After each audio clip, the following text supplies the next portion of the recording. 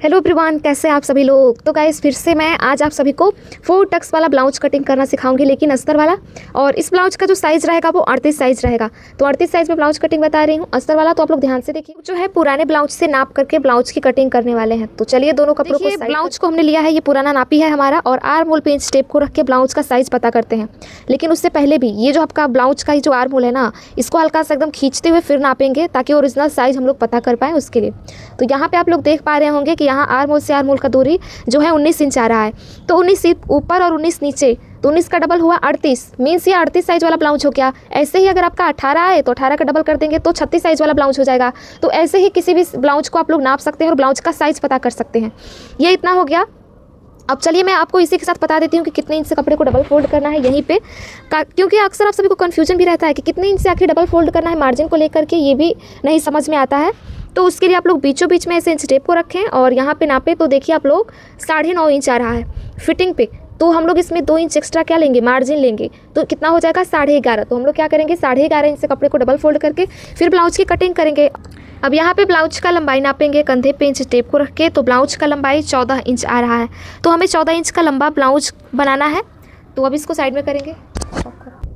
Blouse को नापने के बाद से दूसरा काम हमें अस्तर की कटिंग करना होता है, और इसी अस्तर को हम लोग मेन फैब्रिक के ऊपर रख के कटिंग कर लेते हैं।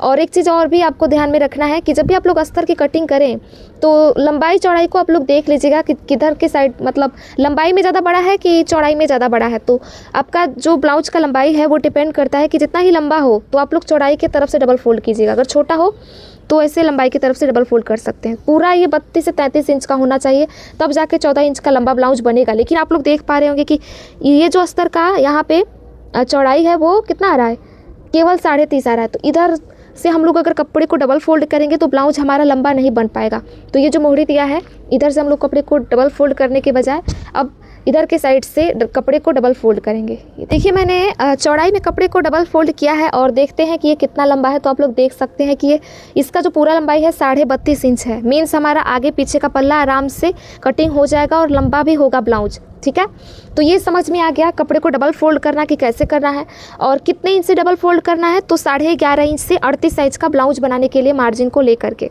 तो देखिए मैंने अस्तर को डबल फोल्ड किया है 11.5 इंच से 38 साइज का ब्लाउज बनाने के लिए। अब यहाँ पे ब्लाउज का लंबाई हमें रेडी रखना है 14 इंच का। और क्योंकि सबसे पहले ब्लाउज कटिंग में पीछे वाले पल्ले की कटिंग करते हैं, तो जितना भी लंबा ब्लाउज बनाना हो उसमें 1 इंच एक्स्ट्रा ऐड कीजिएगा। तो मुझे 14 इंच का लंबा बनाना है, तो मैं 15 इंच पे ऐसे मार्क करूँगी। अब यहाँ पे बारी आती है कंधे की मार्किंग की। तो हमें ब्लाउज में ना थोड़ा सा पीछे गले में डिज़ाइन बनाना है, तो इसीलिए मैं कंधे को यहाँ पे 6 इंच पे मार्क कर रही हूँ। अदरवाइज़ हम लोग कंधे को 5.5 इंच पे ही मार्क करते हैं 38 साइज़ के ब्लाउज में।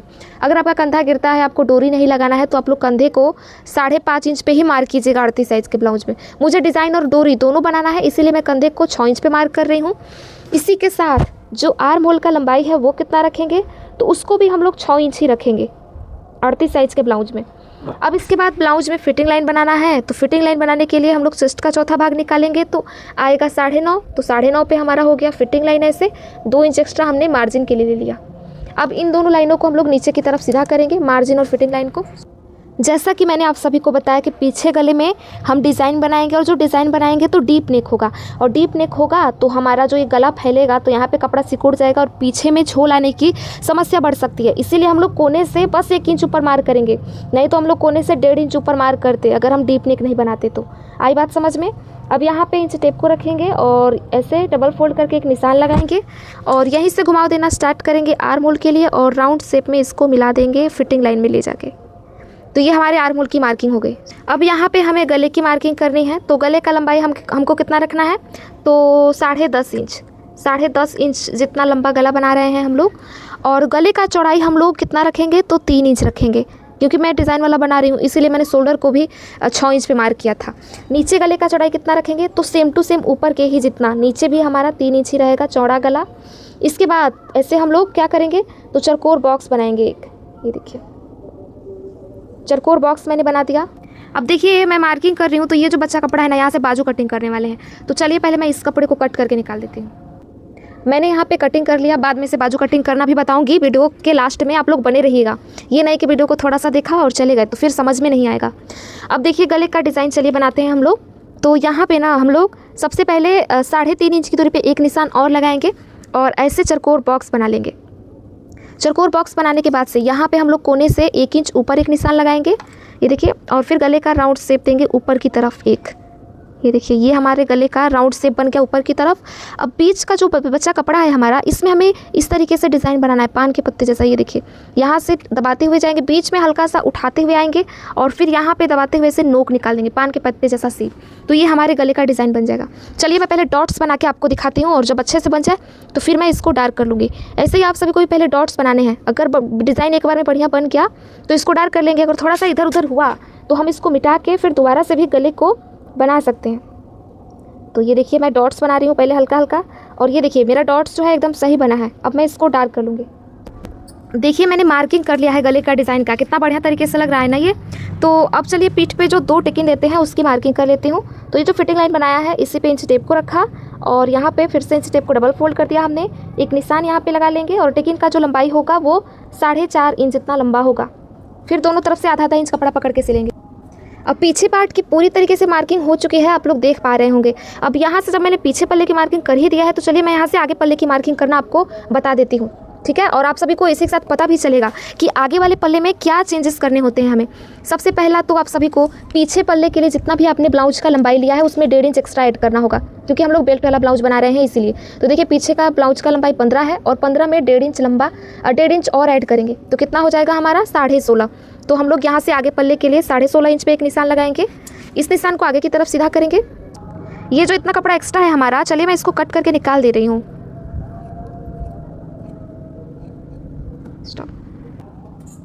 अब ब्लाउज का लंबाई तो कंफर्म हो गया कि आगे वाले पल्ले में 16.5 इंच लिया है मैंने ब्लाउज की लंबाई को। और कपड़े के बंद भाग के तरफ से हमेशा हमें मार्किंग करनी होती है, चाहे ब्लाउज का पीछे पल्ला हो चाहे आगे पल्ला। तो बंद भाग के तरफ से आगे पल्ले में हम लोग कोई भी मार्किंग करने से पहले आधा इंच से थोड़ा सा कम ऐसे मार्किंग करते हैं। और ये पता है मार्किंग करते हैं क्योंकि गले में जो ना है बटन पट्टी और काज पट्टी के लिए पहले ही आधा इंच से थोड़ा सा कम कपड़ा मार्क कर ले रही हूँ। इसके बाद से आगे की मार्किंग हमें इस लाइन से आगे की तरफ करनी है। स्टॉप।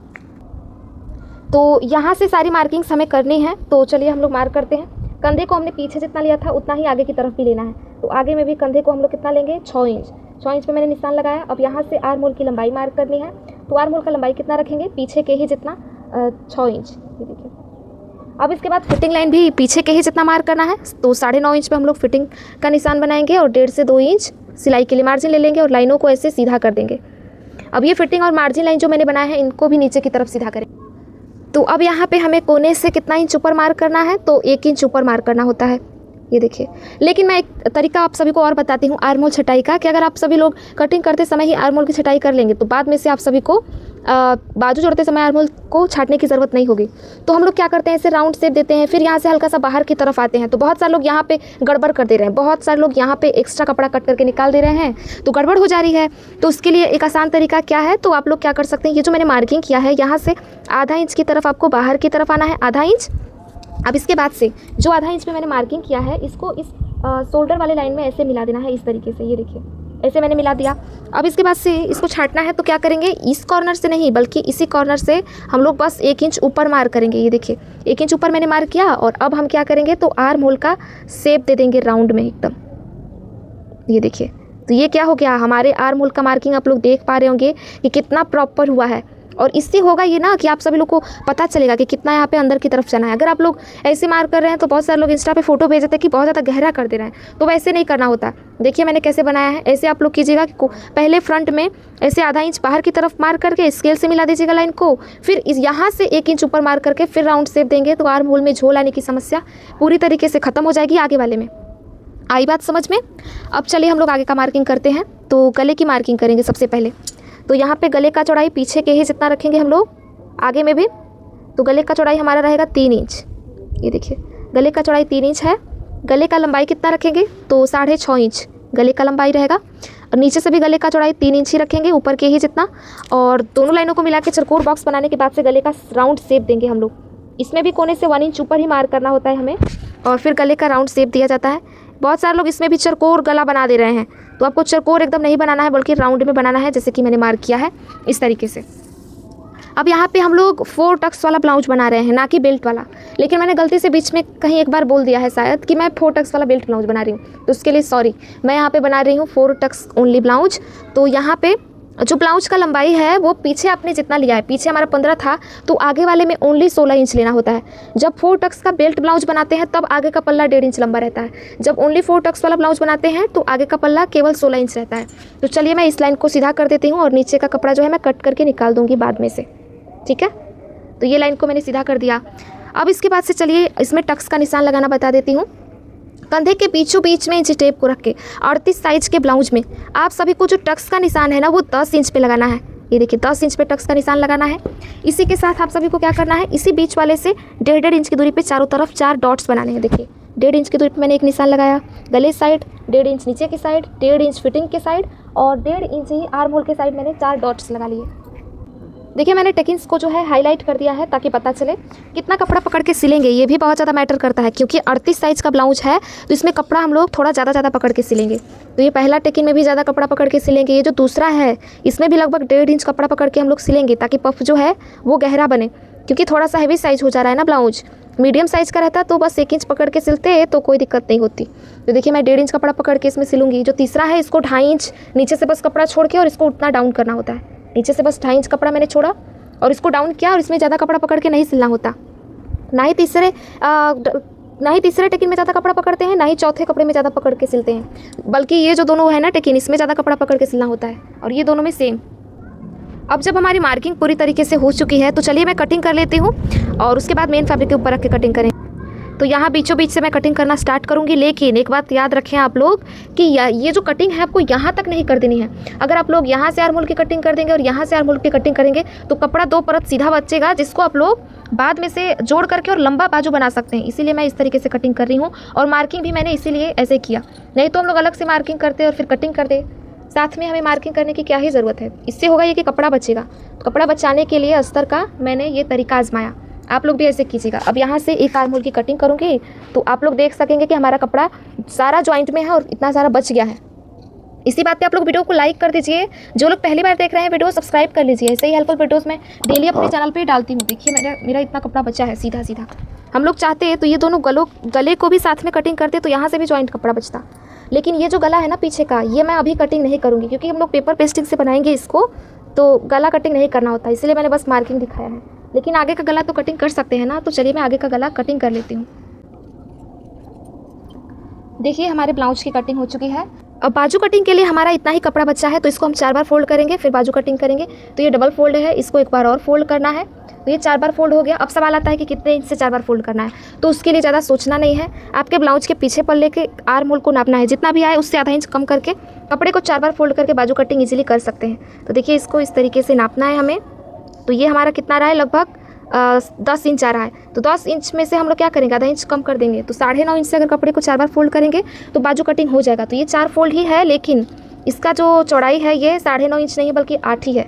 तो हम लोग क्या करेंगे, यहाँ पे कपड़े को थोड़ा सा पीछे की तरफ कर लेंगे और यहाँ पे कपड़ा जोड़ देंगे, ठीक है। यहाँ पे 2 परत, तो ये 9.5 इंच है। देखिए आप लोग यहाँ पे 2 परत कपड़ा जोड़ेंगे जो कि आर्म होल में से बचा था, तो यहाँ पे जोड़ेंगे और इसके बाद जो एक्स्ट्रा होगा ना साइड का वो कट करके निकाल देंगे हम लोग। यहाँ पे एक चीज़ आप लोग और नोटिस कर रहे होंगे कि यहाँ पे कपड़ा जो है हमारा थोड़ा सा कम पड़ रहा है, तो ये बहुत ज़्यादा बड़ी बात नहीं है। हम जब ऐसे शेप देंगे तो वैसे भी ये कट के निकलना ही है, तो बहुत बड़ा कुछ इशू नहीं है। देखिए मैंने पिन से इसे सिक्योर कर लिया, लेकिन मार्किंग मैं इधर से नहीं करूँगी। अगर इधर से करूँगी ना फिर ये बीच में ये सब गड्ढा गुड्ढी आएगा, तो मार्किंग करूँगी तो तिरछा मिर्चा हो जाएगा।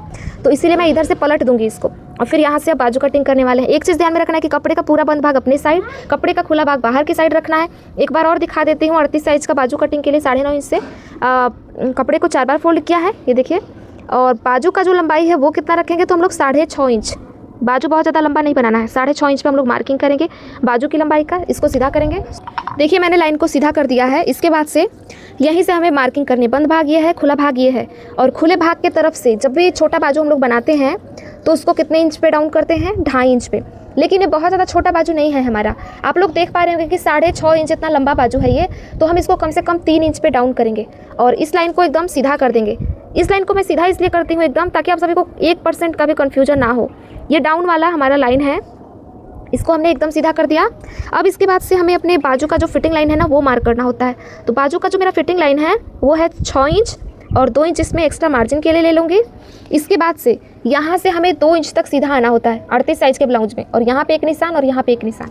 इस निशान को इसमें मिला देंगे, इस निशान को इसमें मिला देंगे। तो चलिए दोनों निशानों को आपस में मिला देते हैं इस तरीके से।